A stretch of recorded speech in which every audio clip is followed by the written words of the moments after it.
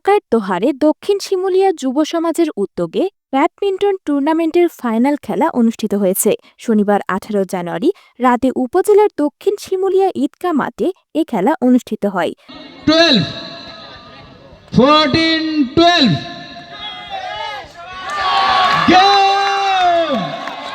বিশিষ্ট সমাজসেবক কামাল মোড়লের সভাপতিত্বে খেলায় প্রধান অতিথি হিসেবে উপস্থিত ছিলেন বিএনপির ঢাকা উত্তরের আহ্বায়ক কমিটির সদস্য অ্যাডভোকেট রেজাউর রহমান ফাহিম। খেলার উদ্বোধন করেন দোহার উপজেলা বিএনপির সাংগঠনিক সম্পাদক আসির উদ্দিন খান বাচ্চু। ফাইনাল খেলায় ডাইনামিক ক্লাবকে হারিয়ে চ্যাম্পিয়ন হয় নিউ স্টার ক্লাব। আজকে শিমুলিয়া দক্ষিণ শিমুলিয়া যে যুবক ভাইদেরকে দেখছি, অনেক হয়তো আমার সম্পর্কে ভাতিজা হও ভাগিনা হও, তোমাদেরকে ছাত্রদল আমাদের করার জন্য অনুরোধ জানাচ্ছি। শহীদ জিয়ার গড়া দল বিএনপি বাংলাদেশ জাতীয়তাবাদী দল, আগামীতে আমাদের যে চাচা বলেছে দেশনায়ক তারেক রহমান অতি সত্বর একটি গণতান্ত্রিক প্রক্রিয়ার মাধ্যমে দেশি নির্বাচনের মাধ্যমে তিনি হয়তো আমাদের প্রধানমন্ত্রী হবেন আল্লাহর ইচ্ছা থাকলে। অতি সত্বর আমরা জাতীয়তাবাদী দল হয়তো সরকার গঠন করতে যাচ্ছি। সেই সরকারের গঠন প্রক্রিয়ার সাথে তোমরা যত ভোটার হিসেবে বা দলের সহায়ক শক্তি হিসেবে সর্বভাবে সম্পৃক্ত হতে পারো, তার জন্য আমি তোমাদের আহ্বান জানাচ্ছি। বাংলাদেশ জাতীয়তাবাদী দলই হচ্ছে গিয়ে দেশের সত্যিকারের দেশপ্রেমিক একটি দল। সেই দলের জন্য তোমরা সবাই অংশগ্রহণ করতে পারো ছাত্রদল যুব দলের মাধ্যমে। কামাল, তোমাকে অনুরোধ জানাচ্ছি তা কীভাবে সবাইকে সম্পৃক্ত করা যায় সেদিকে তুমি নজর দিবা। এবং হচ্ছে গিয়ে দোহার থানার এই দোহারের আমাদের শিমুলিয়ার এই তোমাদের যে ক্লাব, এটি একটি আনুষ্ঠানিকভাবে কীভাবে একটি ক্লাবে রূপান্তর করা যায় তার জন্য আমরা মনে প্রাণে চেষ্টা করব। তার জন্য সর্বাধিক সহযোগিতা করার জন্য আমি ইতিমধ্যে অঙ্গীকারবদ্ধ হয়েছি এবং আমি আর ব্যক্তিগত পক্ষ থেকে সেই জন্য সহযোগিতা করবো ইনশাল্লাহ। আর সবচেয়ে বড় ব্যাপার হচ্ছে কি, আজকে আমরা এখানে একত্রিত হতে পেরেছি কী কারণে, সেটা হচ্ছে গিয়ে খুনি হাসিনা বাংলাদেশ থেকে 5 তারিখে পালায় যাওয়ার কারণেই দেশ স্বাধীন হয়েছে। দেশ তো স্বাধীন জিয়াউর রহমান করে গেছেই, পুনরায় দেশ স্বাধীন হয়েছে। সেই স্বাধীন হওয়ার পরে আজকে পুলিশ এত আন্তরিক আমাদের প্রতি, হয়তো তোমরা যারা বা আপনারা যারা এই দোহারে রাজনীতি করেন তারা হয়তো জানেন না, ঢাকা শহরের যে পুলিশ, সেই খুনি হাসিনা সেই পুলিশের আন্তরিকতা এখন দেখলে মনে হয় যে কোনো রকমের মানে আত্মীয় ছিল হয়তো পূর্বজন্মে।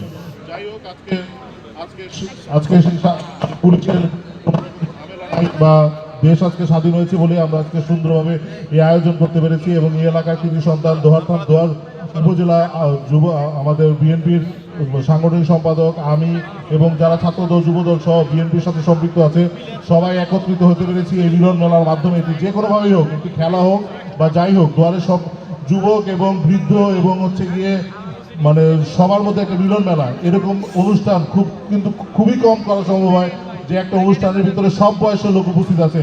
একবারে ছোট থেকে শুরু করে একবারে এই এলাকার বোধহয় সবচেয়ে সিনিয়র যিনি ব্যক্তিগত তিনিও এখানে উপস্থিত আছেন।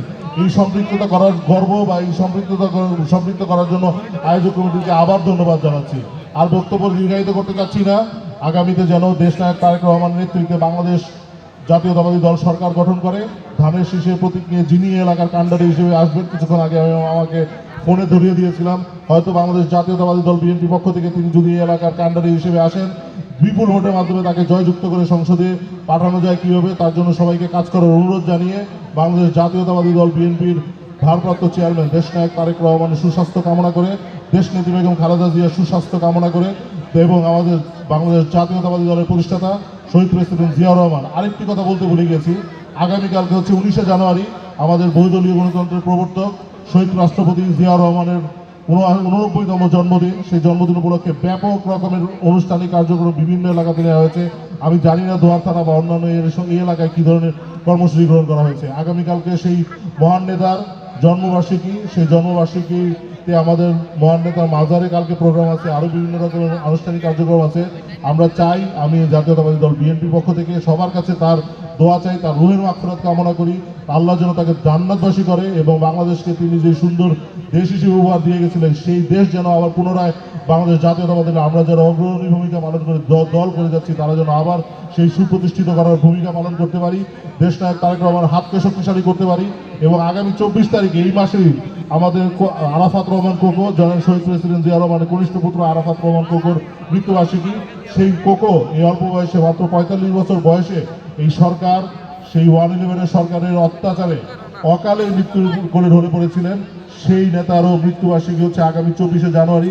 এই দুইজনের জন্য রুহের মাগফিরাত কামনা করে এবং দুজন জান্নাতবাসী হয় সেই দোয়া কামনা করে, জাতীয়তাবাদী দলের দীর্ঘায়ু কামনা করে এবং দেশনেত্রী বেগম খালেদা জিয়ার সুস্বাস্থ্য কামনা করে আমি আমার সংক্ষিপ্ত বক্তব্য এখানে শেষ করছি। সবাই ভালো থাকবেন।